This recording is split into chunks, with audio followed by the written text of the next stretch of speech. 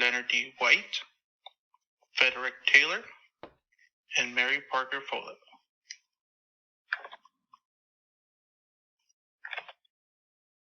So first I'm going to talk about Max Velder and his articles from bureaucracy. And where I'm going to concentrate is on page 44 through 48, where he's talking about the position of the official. So on this position of the official, he has 5 points. The first point is he's talking about the vocational for office. He's talking about how the official should have a course of training, and he should be looking for like a long term and nothing short, like a long term position, and generally he is has some type of special examinations and prereqs before employment.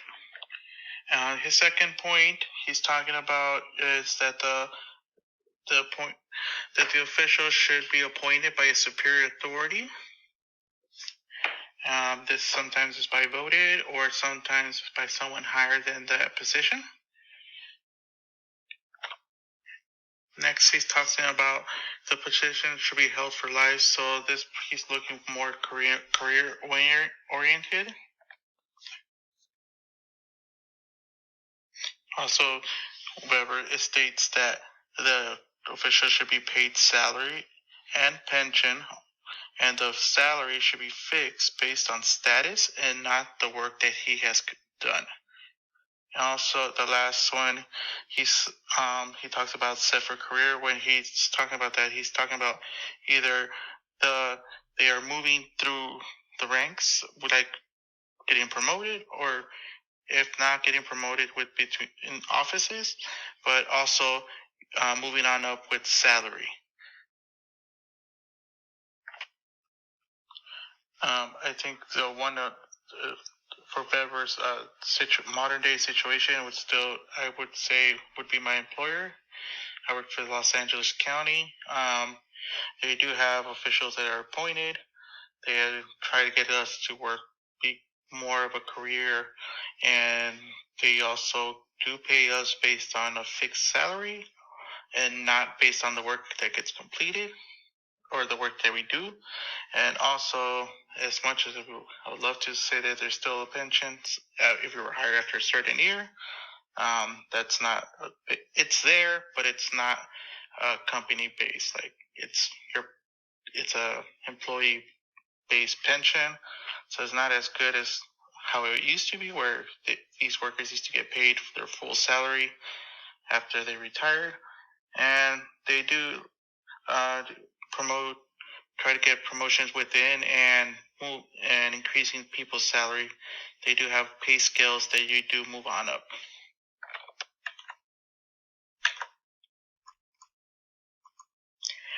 Next, I'll be talking about Leonard D. White, and his was an introduction to the study of public administration. I'm going to be talking about page 49 through 45.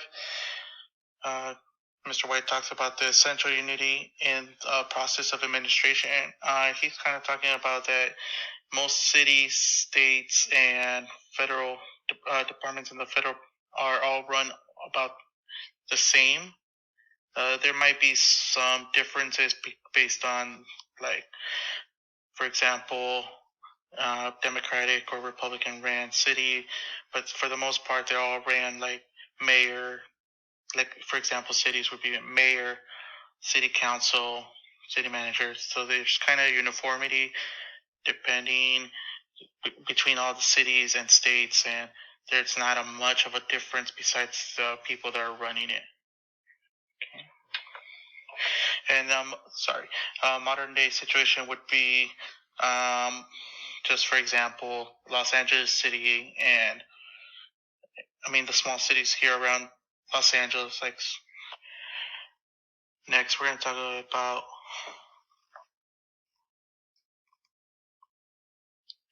we're going to be talking about Frederick W Teller, about the scientific management on page 37. and I'll be talking about the third principle.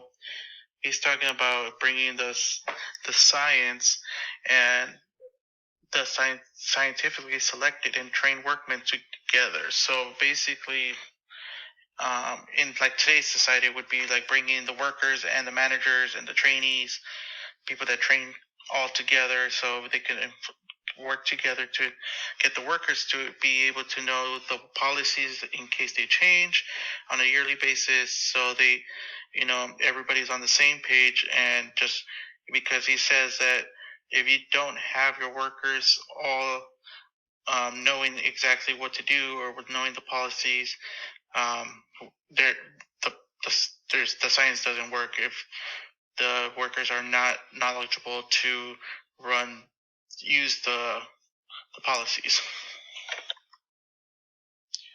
Next, I'll be talking about Mary Parker Follett, and hers is the giving orders. I'll be talking about page 63, what I found interesting.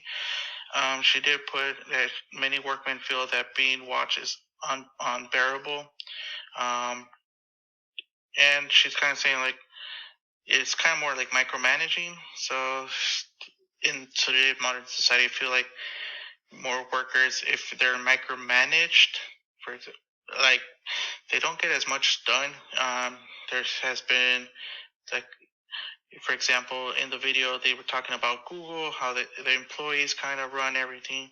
So that's kind of one thing that I found interesting, that how this was in the past, and now in the present time, it's still kind of enforced. And the other thing that she talked about was, like, don't blame for the sake of blame. So she's like, basically, don't be pointing fingers. Like, it's better to have like an educational, and so that the next person doesn't do the same mistake. And also, I feel like in my department, we kind of have, it's called the just culture. It encourages education and learning and not finding someone to blame. And I feel like as an employee, if I was to make a mistake, it's like I don't feel like I'm going to get punished just because I did something wrong.